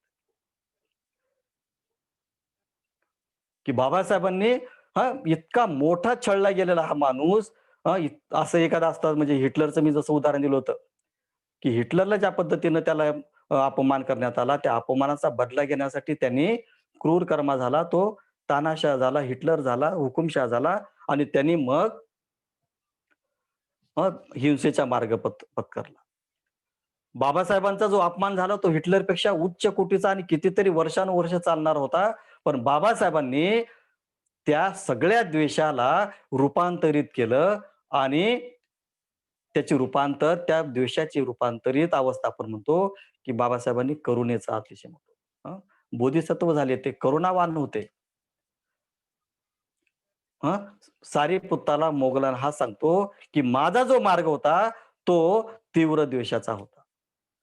तीव्र रागाचा होता, म्हणजे लोभाचा होता आणि तीव्र मोहाचा होता. पण या सगळ्याची अनुभूती झाल्यानंतर मी त्याच्यातून सगळ्या शक्तीनिशी मी त्याच्या बाहेर आलो आणि तात्काळ सिद्धीची अवस्था प्राप्त केली. आता मी नंतरच्या ज्या 3 आहेत त्याच्यामध्ये आपल्याला वेळ नाही. पण कधी आपल्याला वेळ मिळाला तर त्या गोष्टी मी पुढे सांगू शकतो. आता पुढचा असा प्रसंग आहे, भगवान बुद्धाच्या समोर काही भिक्षू बसलेले आहेत आणि त्या भिक्षूंना आणि सगळे हे जे काही शिष्य आहेत, सारिपुत्त आहे, मोगलान आहे, देवदत्त आहे, आनंद आहे, त्याच्यानंतर अ, काश्यप आहेत, पूर्ण मैत्राणी आहेत, हे सगळे भिक्षू आपापल्या भिक्षूंना घेऊन चंक्रमण करत आहेत. आणि मग भिक्षू विचारतात भगवंत ते राजगीरचा प्रसंग आहे. गृध्द कुटावर भगवान बुद्ध आणि त्यांचे सगळेच शिष्य वगैरे सगळे आहेत आणि ते तिथं आपापल्या शिष्यांना घेऊन चंक्रमण करतायत. कोण-कोण आहेत? मोगलान आहेत, सारीपुत्त आहेत, अनिरुद्ध आहेत, महाकाश्यप आहेत, पूर्णमैत्राणी आहेत, उपाली आहे, आनंद आहे आणि देवदत्त आहे. आणि मग हे शिष्य भगवंतांना विचारतात. काय विचारतात? हं, भगवान विचारतात, भगवान बुद्ध, "भिक्षू हो, म्हणजे भिक्षूंनो, की या तुम्ही सारीपुत्ताला बघत आहेत का? आणि त्यांच्यासोबत काही भिक्षू सोबत आहेत का?" भिक्षू म्हणतात, की "हो बनते, आम्ही बघत आहोत. सारीपुत्त आणि त्यांचे शिष्य हे चंक्रमण करत आहेत." भगवान म्हणतात, की सारीपुत्त आणि त्यांचे जे काही भिक्षू आहेत, हे सगळे प्रज्ञावान आहेत. दुसरीकडे बघतात, काय बघतात, की मोगलान आणि तुम्ही काही भिक्षूंना बघत आहेत का? भिक्षू म्हणतात, की "हो, मोगलान आणि त्यांचे भिक्षू पण आहेत." आणि मग म्हणतात, की "हे सगळे जे काही भिक्षू आहेत त्यांच्यासोबत हे वृद्धिवाली आहेत, वृद्धिमान आहेत." नंतर मग काश्यपाला बघतात. काश्यप बघा म्हणतात, काश्यप आणि त्यांचे शिष्य आहेत का? संक्रमण करत आहेत का? म्हणतात, "बनते, हो, आम्ही बघत आहोत." तर काश्यप आणि त्याचे शिष्य हे धुतांगधारी आहेत. एकेकाचं वैशिष्ट्य सांगत आहेत. आणि मग बघतात तुम्ही बघा अनिरुद्ध बघा. अनिरुद्ध सोबतचे सगळे भिक्षू संक्रमण करत आहेत. हे सगळे जे भिक्षू आणि अनिरुद्ध आहेत, हे दिव्य चक्षूचे भिक्षू आहेत आणि ते अनिरुद्ध आहेत. पुढे मैत्राणी पुत्त बघा, पूर्ण मैत्राणी पुत्त, त्यांचे शिष्य बघा. हे सगळे धर्म कथित आहेत. म्हणजे धर्म सांगणारे आहेत. खूप चांगल्या पद्धतीनं सुआख्यात धर्म सांगणारे आहेत. उपालीला पाहून म्हणतात भगवंत, उपाली आणि त्यांचे शिष्य संक्रमण करणारे हे सगळे विनयधर आहेत. आणि आनंदाकडे म्हणतात, आनंद आणि त्याचे सगळे हे शिष्य हे बहुश्रुत आहे. बहुश्रुत बहुश्रुत म्हणजे खूप ऐकणारे आहेत. बहुस ऐकणारे आहेत. आणि देवदत्त बघा. देवदत्त आणि त्याच्यासोबत संक्रमण करणारे हे सगळे लोक पापेच्छू आहेत. हं. पापी इच्छा धरणारे आहेत. आणि मग काय म्हणतात? भगवंत काय म्हणतात? "भिक्षूंनो, की सगळ्या प्राणी मात्राचा आपापल्या मनामध्ये एक गुणधर्म असतो. कुठला गुणधर्म असतो? परस्पर ताळमेळ आपला जिथं लागतो, तिथंच आपलं मन रमतं." अतिशय महत्वाचं आहे. जिथं ताळमेळ कुठं साचतो आपला, जिथं आपलं मन रमतं, जिथं आपले विचार रमतात, जिथं मनोमिलन होतं तिथंच आपण काय करतो, आपला वेळ घालवतो. आणि म्हणून आपण जे काही सगळे पाहिले, प्रज्ञावान सारीपुत्ताकडे आहेत, रिद्धिवाले मोगलांकडे आहेत, धुतांगवाले कश्यपकडे आहेत, बहुश्रुत आनंदाकडे आहेत. हे सगळे आपण बघतो देवदत्ताकडे सगळे पापी इच्छा ठेवणारे आहेत. पापी म्हणजे अकुशल इच्छा ठेवणारे. आणि मग म्हणतात, की हीन वृत्तीवाले हीनाच्या सानिध्यात जातात आणि उत्तम प्रवृत्तीवाले उत्तम प्रवृत्तीकडे जातात. आता आपल्याला ठरवायचं आहे, की आपल्याला काय करायचं आहे. हां, हे आपण केवळ उपदेश सांगण्याचं काम करतो.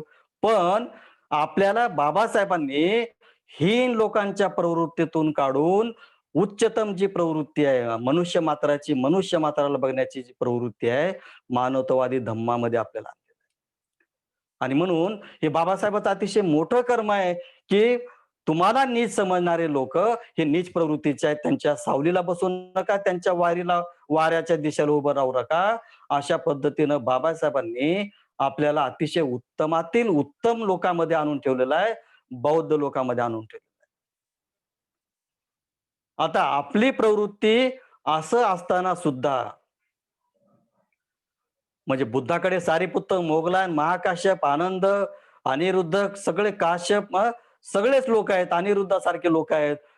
तरी सुद्धा देवदत्तासारखेही लोक आहेत. आणि म्हणून जरी आपण बौद्ध धर्म स्वीकारला, बाबासाहेबांनी अतिशय मोठ्या परिश्रमानं, कष्टानं आपल्याला या नीच लोकांच्या संपर्कातून उचलून अतिशय उत्तमातील उत्तम लोकांच्या सानिध्यात आपल्याला सोडलेलं आहे. तरी सुद्धा काही लोक मात्र आपले देवदत्त जसा बुद्धाच्या जवळ राहून सुद्धा बुद्धाच्या विरोधामध्ये काम करत होता, तसे आपल्यामध्ये काही लोक आहेत. बुद्धाच्या धम्मात आल्यानंतर बाबासाहेबांच्या विचारांना तुम्हाला सगळं जे काही दिलं ते बाबासाहेबांच्या क्रांतीनं दिलेलं आहे. तुमच्याकडे आज जे काही आहे ते सगळं बाबासाहेबांच्या क्रांतीनं दिलेलं आहे. पण आज काही लोक या सगळ्या बुद्धाच्या धम्माचा, बाबासाहेबांच्या विचारांचा, त्यांच्या कार्याचा लाभ घेतात. पण अजून त्या नीचतम लोकांकडे जातात. याचा अर्थ जसं म्हटलेलं आहे, की अशी आपल्या मनाची प्रवृत्ती असते, की मन जर नीचतम असेल, ती प्रवृत्ती मनाची नीचतम असेल, तर तुम्ही चांगल्याच्या सानिध्यात येऊन सुद्धा तुम्ही पुन्हा त्या नीच लोकांच्या सानिध्यात जाऊ शकता. आता पुढं. आता अजातशत्रूचा एक भाऊ होता. त्याचं नाव शिलव. आता बऱ्याचशा गोष्टी आहेत. अ, अ, जसं बुद्धाचं चरित्र आहे, तसंच महामोगलांचं चरित्र आहे, सारीपुत्ताचं चरित्र आहे. आणि सारीपुत्ताबद्दल आपल्याला अ, बऱ्याच गोष्टी सांगितल्या, पण मोगलांचं चरित्र मात्र अतिशय मोठं आहे.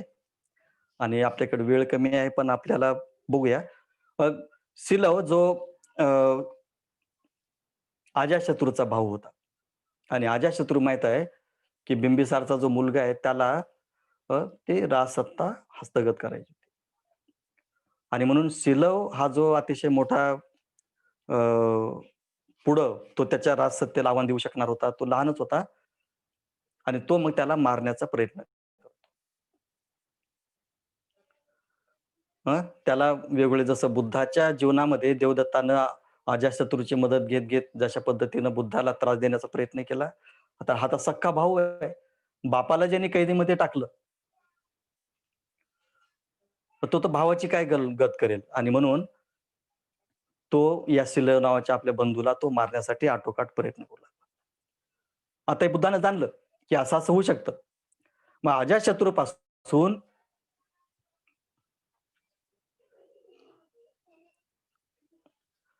या त्याच्या छोट्या भावाची जर आपल्याला त्याला हे करायचं असेल, एकदा काय करतो, एक मदमत्त हत्तीवर या सिलवला बसवतो अजातशत्रू. कुणाला तरी सांगून त्या हत्तीला अ, मदमस्त हत्ती आण आणि त्याच्यावर त्याला सोडा आणि त्याला घेऊन जा फिरायला. तिकडं तो मग हत्ती काय होईल उधळेल आणि तो पडून मरेल. अशा प्रकारचं अजातशत्रू तो फर्मान सोडतो. आता हे सगळं कोण बघत आहे बघा.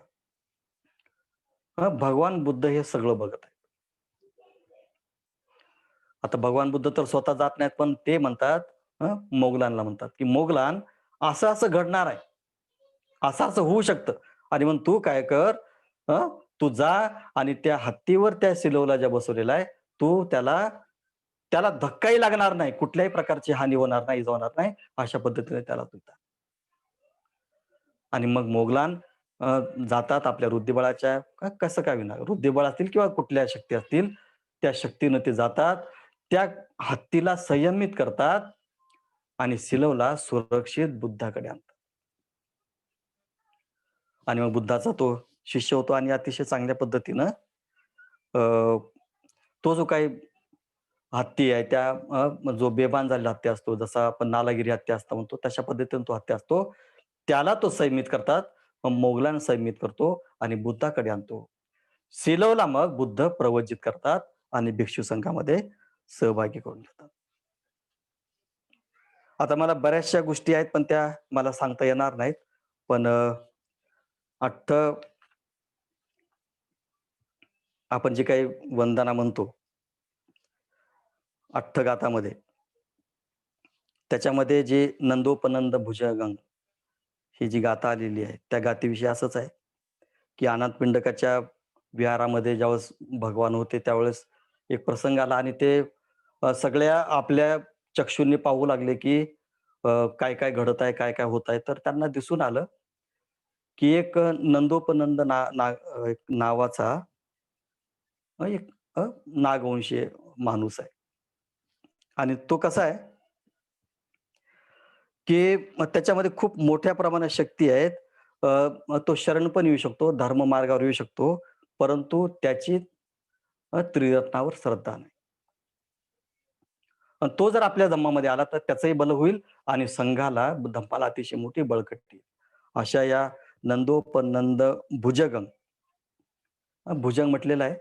पण अ, अ, आपण हे टाळलं पाहिजे. भुजंग म्हणजे तो नागच असला पाहिजे, सापच असला पाहिजे. तर नाग लोकामध्ये अनेक असे नाग लोक झालेले आहेत. काळराग नाग असेल, नंतर तक्षक असेल आणि असंख्य 10 राजे आहेत. असे हे सगळे राजे आहेत. पण असं म्हटलेलं आहे त्या गाथेमध्ये की नंदोपनंद भुजगं विविधं महिंदी पुत्तेन थेर भुजगेन दमापयंतो. तर अशा या भुजंग राजाला नंदोपनंदला मोगलानं आपल्या रिद्धी-सिद्धीनं संयमित केलं आणि त्यांनी मग बुद्धाकडे आणलं. आणि मग हा नंद जो आला बुद्धाकडे आणि मग त्याच्यामध्ये बुद्धाकडे पाहून आणि जसं मोगलांकडे पाहून एक अतिशय मोठी श्रद्धा निर्माण झाली आणि मग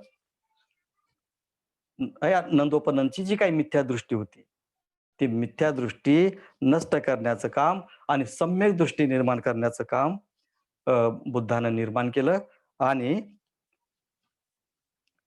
मोगलांना ही अतिशय मोठी कामगिरी पडली. आता एक कथा आहे. एक राजगीरमधली कथा आहे राजगृहाची. एक तिथला सेठ होता आणि त्याला चंदनाचं एक अतिशय मोठं खोड मिळालं आणि त्या चंदनाच्या खोडाचं त्याने भिक्षापात्र तयार केलं. आणि सृष्टीचा होता त्याचा मग घर खूप मोठं होतं. त्या घराच्या उंच टोकावर त्यांनी ते भिक्षापात्र ठेवलं आणि सगळ्या गावामध्ये दिवंडी पिटवली, की जो कोणी हे जे चंदनाचं पात्र आहे, जो कोणी आकाश मार्गाने येईल, तो मी त्याला काय करेल, ते पात्र भेट देईल. चंदनाचं पात्र आहे ते आणि ते त्याला मी बक्षीस देईल. आता मग काय झालं, पिंडोल अ, भिक्षू पिंडोल आणि मोगलान हे दोघं चारिका करत असताना ही बातमी त्यांना कळाली. पिंडोल काय म्हणतो, की "मोगलान तर तुम्ही आता मास्टर आहेत आमचे. हं, आमच्या सगळ्या रिद्धी-सिद्धीवाल्याचे तुम्ही मास्टर आहेत. तुम्हाला तर काही अवघड नाही. तुम्ही जा आणि आकाश मार्गाने ते तुम्ही पात्र घ्या आणि तुम्हाला ते मिळेल." आता मग मोगलांना माहीत होतं, की अशा पद्धतीचं आकाशामध्ये भ्रमण करणं, आकाशामध्ये जाणं हे काही बुद्धाच्या त्यांच्या त्या विनयामध्ये बसत नाही. पण बुद्धाने अजून विनय केलेला नव्हता. आणि मग तो म्हणतो, की "मी नाही करणार. तू पण अनंत आहे. तू पण माझ्यामध्ये जी शक्ती आहे, ते तुझ्यामध्ये पण आहे. मी काही आकाश मार्गामध्ये जाणार नाही." आता पिंडोला राहत नाही. चंदनाचं पात्र आहे आणि मग तो काय करतो, आकाशामध्ये जातो, 3-4 घरटा मारतो त्या राजगृहाला. वर भ्रमण करतो आणि मग ते भिक्षापात्र चंदनाचं घेतो आता ही सगळी वार्ता त्या राजगृहामध्ये, राजगीरमध्ये जिकडं तिकडं प्रसारित झाली आणि मग बुद्धाच्या शिष्यानं पिंडोलनं ते काढलं. किती मोठा अद्भुत शिष्य आहे, किती मोठी शक्ती आहे, अशा प्रकारचं सगळं झालं. बुद्धापर्यंत बातमी गेली. बुद्ध झाले क्रोधित. आता बुद्ध क्रोधित होणं हे वेगळंच बाब. म्हणजे आपल्यासारखे क्रोधित होत नसतील ते. पण बुद्धाला या बाबींचा अतिशय मोठा त्रास झाला. आणि मग पिंडोल आणि मोगलान बुद्धाकडे गेले आणि मग विचारलं, की "मोगलांबरोबर झालंय का? पिंडोलनं असं-असं केलेलं आहे का?"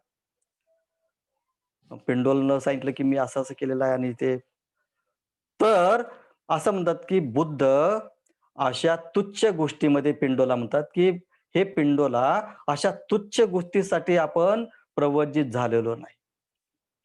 बघा, म्हणजे आकाशामध्ये भ्रमण करणं आणि आकाशामध्ये मी बघा किती मोठा अलौकिक पुरुष आहे.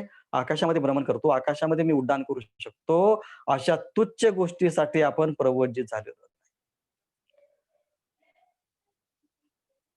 आणि मग भगवंताने विनय केला, की तुम्हाला अनंत मार्गावर या मार्गक्रमण करताना ज्या गोष्टी तुम्हाला प्राप्त होतील, रिद्धी-सिद्धी प्राप्त होईल, याचं कुणीही प्रदर्शन करायचं नाही. असा विनय केला आणि आपल्याला माहीत आहे, की बुद्धाच्या शिष्यामध्ये अ, याच्यानंतर कुणीही चमत्कार, अलौकिक शक्तीचं प्रकटन केलं नाही, हे आपल्याला माहीत पाहिजे. आता तुम्ही मला प्रश्न विचारणार किंवा तुमच्या मनात प्रश्न निर्माण की असं आकाशामध्ये उडता येतं का? हं? तर तो उडता येतं का नाही हे तुम्ही विचार करा. मिलिंद प्रश्नामध्ये अतिशय मोठे त्याचे उत्तर दिलेले आहेत. मिलिंदनं प्रश्न विचारले नागसेनला, की "बाबा अ, असं मी ग्रंथामध्ये ऐकलेलं आहे, वाचलेलं आहे, की इथून बुद्ध अंतर्धान झाले आणि तिकडं उगम आले, तिकडं ते प्रस्थान झालं त्यांचं. ते काय आहे?" नाही, संदर्भासाठी तुम्ही मिलिंद प्रश्न वाचा, त्याच्यामध्ये याचे उत्तर सापडतील. कारण आपल्याला वेळ कमी आहे. पण बुद्धानं या सगळ्या बाबीचा निषेध केलेला आहे. आणि म्हणून बुद्धाचे आपण ज्यावेळेस अनुयायी म्हणतो, तर बुद्धानं ज्या गोष्टीला तुच्छ मानलेलं आहे, त्या तुच्छाच्या गोष्टीच्या मागे आपण का लागायचं?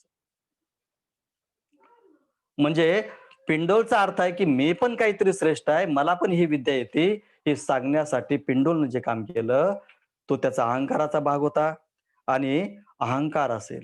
हे अतिशय सारिपुत्तानं अतिशय मोठं विश्लेषण केलेलं आहे. आपल्याकडे वेळ कमी आहे. परंतु सारिपुत्ताने हे सगळं विश्लेषण करताना म्हटलेलं आहे, की बुद्धानं या सगळ्या गोष्टीला क्षुद्र मानलेलं आहे आणि ज्या गोष्टीचा अ, दुःख मुक्तीसाठी उपयोग नाही. म्हणजे पिंडोलनं आकाशामध्ये गिरट्या घातल्या काय? आकाशातून ते शेवटच्या टोकावरचं भिक्षापात्र काढलं काय? त्याच्यातून दुसऱ्याचं दुःखमुक्त झालं. त्याच्यातून त्या कृतीतून एकतरी माणूस दुःखमुक्त झाला. आणि म्हणून या अलौकिक गोष्टी जरी प्राप्त झाल्या रिद्धी-सिद्धी, तरी दुसऱ्याचं दुःखमुक्त त्याच्यातून होत नाही. आणि बुद्धाचा धम्म दुसऱ्याच्या दुःखमुक्तीसाठीच बहुजन हिताय, बहुजन सुखायसाठी उपदेश करतो. आता पुढे जाऊया. मला बऱ्याचशा गोष्टी सांगायच्या होत्या.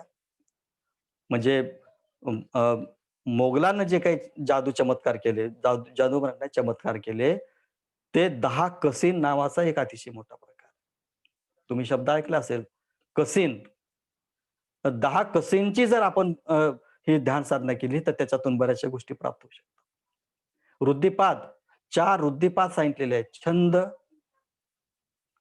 बरोबर आहे. हं. त्याच्यानंतरचं वीर्य, त्याच्यानंतर चित्त आणि त्याच्यानंतर अ, मीमांसा अशा प्रकारचे ते 4 वृद्धिपाद सांगितलेले आहेत.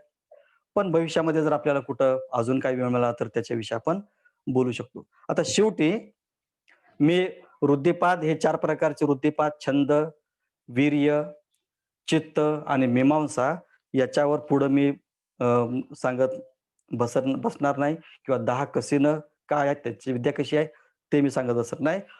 परंतु सारिपुत्ताचं जे निधन झालं, त्या निधनाकडे आपण आता वळूया. आता आपल्याला माहीत आहे सॉरी मोगलांचं निधन, त्याचं परिनिर्वाण कसं झालं आपण पाहूया.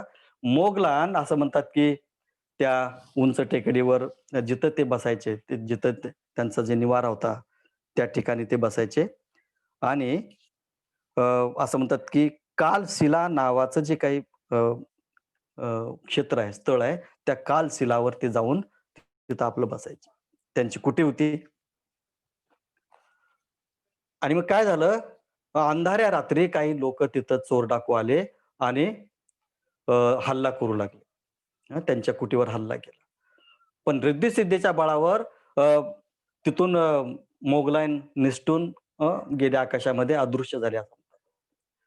पुन्हा दुसऱ्या दिवशी हे चोर बदमाश निघून गेले. दुसऱ्या दिवशी आले. दुसऱ्या दिवशीही मोगलान इकडं-तिकडं हे केलं आणि आपल्या रिद्धी-सिद्धीच्या बळावर त्या असं म्हणतात, की जे काही दाराचं छिद्र आहे त्याच्यातून निघाला आणि पुन्हा आकाशामध्ये तो गायब झाला. आता 3-4 दिवस हे झालं आणि 3-4 दिवसानंतर मग असं म्हणतात, की पुन्हा ते मग रोज येत राहिले ते. चोर डाकू आज म्हणजे म्हणतो बदमाश. आणि मग 5व्या दिवशी, 4थ्या-5व्या दिवशी त्याचं जे काही रिद्धी-सिद्धी होती, ती रिद्धी-सिद्धी तिथं चालली नाही. हां, तो बाहेर पडू शकला नाही त्याच्या कुटीतून. आणि मग त्या चोरांनी, बदमाशांनी त्याला इतकं मारलं मोगलाईनला. काट्या, त्यांच्याकडे जे साहित्य होतं त्या सगळ्या साहित्याने एवढं त्याला मारलं, की त्याचा असं म्हणतात, की हाडांचा भुगा झाला. हाडं अगदी एक-एक असं म्हणू, की आपण जे म्हणतो ना, आपण जर गाडीवरून पडलो तर काय होतं आपलं? फ्रॅक्चर होतं. सगळं अंग फ्रॅक्चर झालं. वेदना होऊ लागल्या शरीरामध्ये. मग चित्त तर चांगलंच होतं. मोगलांचं रिद्धी-सिद्धी असल्यामुळं चित्त अतिशय मोठं बलवान होतं. पण शरीर मात्र जर्जर झालं होतं. हाडाचा भुगा झाला होता. जिकडं-तिकडं हाडं तुटलेली होती. आणि मग तशा अवस्थेमध्ये आपलं अतिशय चांगलं आत्मबळ ज्याला म्हणू, त्या आत्मबळाच्या बळावर मोगलायन बुद्धाकडे आला. मग सगळा घडलेला प्रसंग सांगितला आणि आता मला परिनिर्वाणाची परवानगी द्या, असं म्हणून मग मोगलांनं बुद्धाचं दर्शन घेतलं आणि मग परिनिर्वाणास ते गेले. आता काही दिवसानंतर काय झालं, भिक्षूंनी प्रश्न विचारला बुद्धाला, की भगवंत महामोगलाईन अग्रश्रावक होते, रिद्धी-बदालामध्ये अतिशय मोठे अग्रश्रावक होते आणि अशा महामोगलायनाचा तुमचे आपले धर्मसेनापती होते. अशा मोगलायनाचा अंत अशा पद्धतीने कसा झाला? त्याला चोरांनी मारल्यानंतर अगदी त्याचं हाड-हाड एक-एक करून त्याला भुगा केला आणि त्याच्यामध्ये असा अंत झाला. आणि मग भिक्षूंना बुद्ध कथा सांगतात, की अ, कोणी एकेकाळी हा गृहस्थ होता. तरुण मुलगा होता. आई-वडील होते. आणि मग आई-वडील त्या तरुण मुलाला म्हणतात, की "लग्न कर, लग्न कर, विवाह कर. आता तुझं वय झालेलं आहे." पण हा काय त्या लग्नामध्ये, विवाहामध्ये तो रमत नव्हतं. त्याचं मन रमत नव्हतं. पण मग अजून म्हटले, की "बाबा मग अ, तुझं वय झालेलं आहे. आधी आम्ही पण आता म्हातारे होत आहोत. आम्हाला पण आता कामं होत नाहीत. तुम्ही पण आता तुझं कर. तुझं पण काहीतरी होईल." आणि म्हणून मग अशा सगळ्या गोष्टीमुळं तो विवाहस्तर झाला. त्याचं लग्न झालं. आता लग्न झाल्यानंतर काय झालं बघा. म्हणजे मुळात त्याला लग्न करायचं नव्हतं आणि मग त्याला ही पण भीती होती, की मी जे पत्नी करेल, ती पत्नी तुमचा सांभाळच करेल. उद्या काही वादविवाद निर्माण होतील, उद्या काही गोष्टी घडतील आणि मग मी तुमची सेवा करण्यासाठी आज तयार असताना तुम्हाला माझं लग्न व्हावं असं का वाटतं? आणि मग समजूत घालून त्याचं लग्न केलं. या गोष्टीवर की ते सेवा करेल. आता महिला वर्गांनी ह्याला काही व्यक्तिगत लावून घेऊ नका. कारण माझ्या प्रवचनामध्ये काही गोष्टी बोलतात, हे काही संदर्भ ग्रंथ आहेत, त्याच्यातून काही गोष्टी आलेल्या आहेत. महिला ऐकत असतात. तुम्ही व्यक्तिगत पातळीवर महिला वर्गाचं आपण मनोधैर्य कमी व्हावं, अशा पद्धतीनं सांगण्याचा प्रयत्न करत असतो. मी ज्यावेळेस बोलतो तर काही लोकांना त्रास होतो. काही लोकांना वाटतं, की हे बोलायला नाही पाहिजे होतं. पण जे आहे ते तर सांगावं लागेल. आणि म्हणून मग ती सून आली. सून मग काही दिवस चांगली राहिली. आता प्रत्येक सुनाला तसं वाटेल असं नसतं. पण सून आली की तिला वाटतं की आता मी प्रमुख आहे. हे म्हातारे झालेत सासू आणि सून आता सुरू पण झालेलं आहे.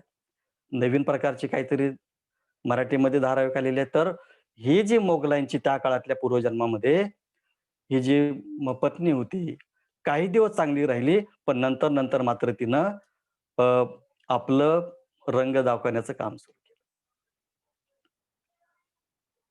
आता कुणालाही सासू-सून जवळ नको वाटतात. पण हा चांगला होता, आज्ञाधारक मुलगा होता. त्यांनी काही बायकोचं ऐकलं नाही. अनेकदा तक्रार केली. बरं तक्रार काहीच नव्हती. त्या आई-वडिलांची तक्रार काही नव्हती. ते सभ्य माणसं होते. पण हिला ते त्यांना बाहेर काढायचं होतं. आणि मग काय करतात, एक दिवस ही जी सून आलेली आहे, मोगलांची पत्नी पूर्वजन्मातली, ती काय करते, एक दिवस मोगलांबाहेर कामाला गेला असतो. येण्याच्या अगोदर सगळा घरामध्ये पसारा काढून ठेवते. मग जिकडं-तिकडं स्वयंपाकाचं अन्न हे ते सगळं जिकडं-तिकडं आणि तो मोगलांनंतर बघतो तर सगळं छिन्न-विछिन्न झालेलं आहे. आणि मग तो पत्नीला विचारतो, की "असं कसं झालं? काय झालं?" तर ती म्हणते, "हे रोजच होतं. आज मी विसरले म्हणून हे असं आहे. नाहीतर रोज हे तुमचे आई-वडील आहेत ना, दिवसभर असं काही ना काही करतात. जिकडं-तिकडं पसारा ठेवतात, अन्नाचं नासाडी करतात आणि मी आज थोडासा आळस केला म्हणून हे असं राहिलं." आता मोगलांना खूप राग येतो त्या काळात. म्हणजे पूर्वाश्रमीच आपण हे ऐकत आहोत. आणि मग आतापर्यंत जो श्रद्धा आणि भक्तीमध्ये आज्ञाधारक मुलगा होता, तो आई-वडिलांच्या किंतु निर्माण झाला. आणि एकदा किंतु निर्माण झाला, बघा एखादी फट जर निर्माण झाली ना, तर ती फट कधी 2 तुकड्यामध्ये निर्माण करेल, हे सांगता येत नाही. आणि मग बंधू आणि भगिनींनो, मनामध्ये कुणाविषयीही, कुणाबद्दलचीही किंतु मनामध्ये निर्माण करू नका. एकदा का फट निर्माण झाली रे झाली, की ते 2 तुकडे करण्यासाठी अतिशय मोठं ते निमित्त ठरू शकतं. फट निर्माण झाली आई-वडिलांच्या मनात, आई-वडील असं करतात म्हणून. आणि मग अशी अनेक कारणं ही नवीन सून करू लागली आणि त्याच्यातून मग आई-वडील मुलांचं वितुष्टीकरण झालं. वेगवेगळे झाले आणि मग एक दिवस मग बायको म्हणते, की "असं करा, की यांना आता तुम्ही घरातून बाहेर कुठेतरी नेऊन सोडा. काय व्हायचं होऊ द्या." हा ऐकत नाही पण मग आपल्याला माहीत आहे म्हणजे आपल्याला अनुभव असतो. सगळ्याचा अनुभव आहे. मला माफ करा मी जे सांगत आहे.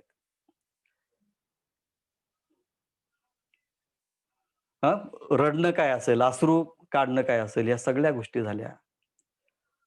आणि मग बेत ठरला. बैलगाडी तयार केली. सांगण्यात आलं, की मी आता तुम्हाला त्या गावामध्ये आपण तिकडे जाऊन येऊ, काहीतरी तीर्थस्थळाला जाऊन येऊ, दर्शन घेऊन येऊ. आणि मग रस्त्यामध्ये आई-वडिलांना बैलगाडीमध्ये बसता स्वतः मोगलान गाडी चालवू लागला. चालता मग जंगलातून जात असताना मोगलांना नाटक केलं. काय नाटक केलं? चोर आले, चोर आले, चोर आले म्हणून म्हणजे त्यांना सोडलं कुठेतरी हे करण्यात गेला. चोर आला, चोर आला ओरडला आणि "आई-बाबा तुम्ही गाडीमध्ये बसा, मी त्या चोरांना मारून येतो." हाकलून येतो.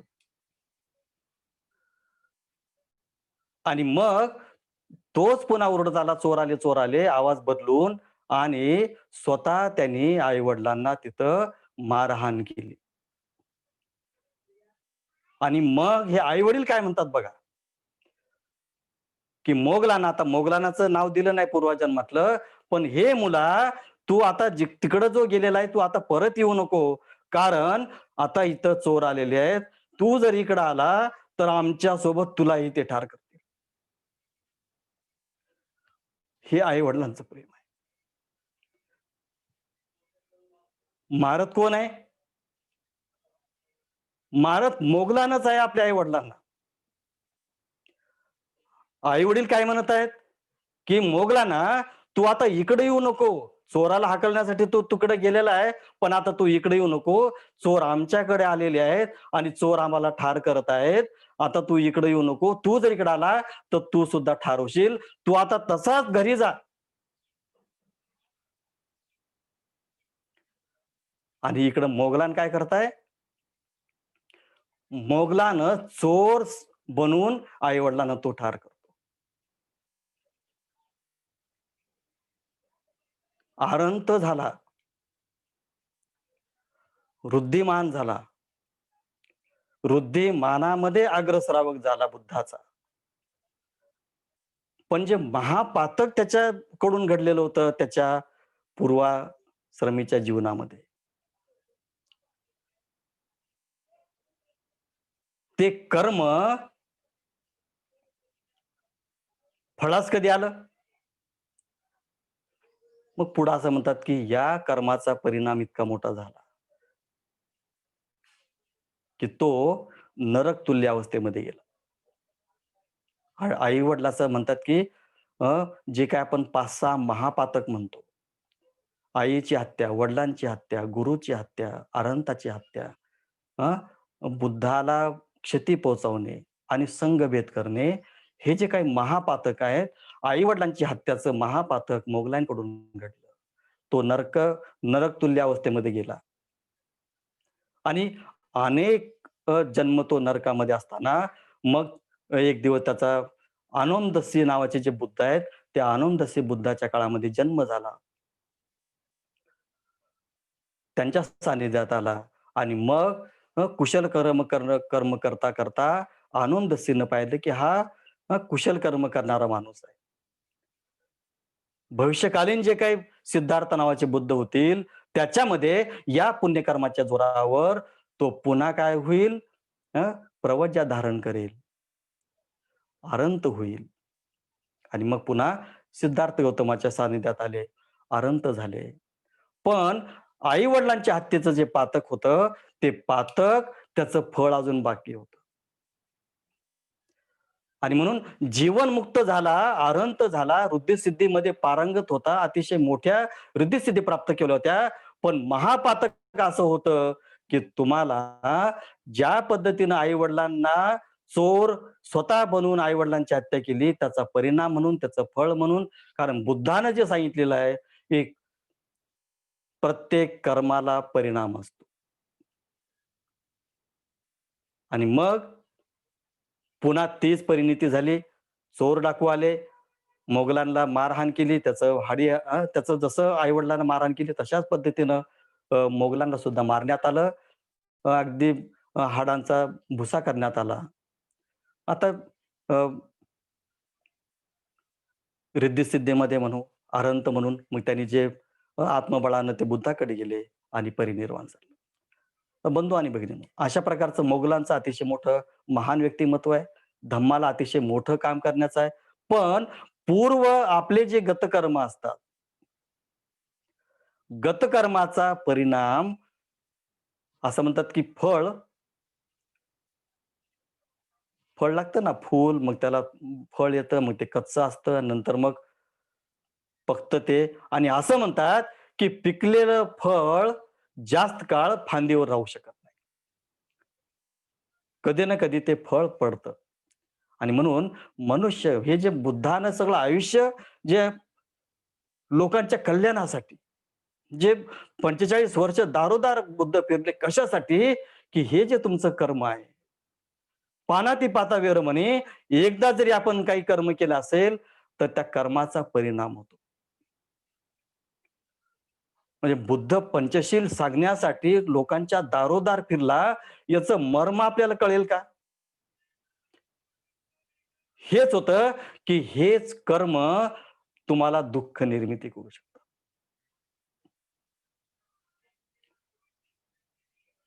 त्याचा परिणाम कधी सुटला नाही.